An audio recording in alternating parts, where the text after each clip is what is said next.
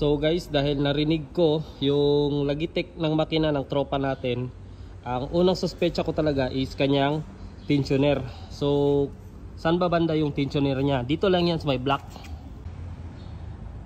Yan ang tensioner ng motor natin, boss. Ito, yan. Ewan ko lang kung meron pa yan sa Shopee.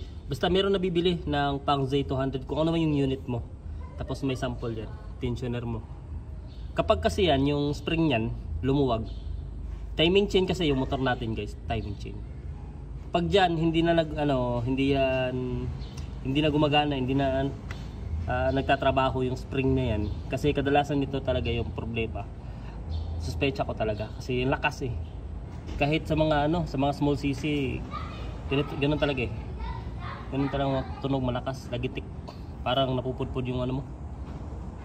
Akala mo parang sa loob na ng makina, pero check mo lang yan. Yan yung pinakaunang maingay talaga. Kasi mabilis masira yan. Kaya check nyo sa yan. Kaya kung may kayo, check nyo din.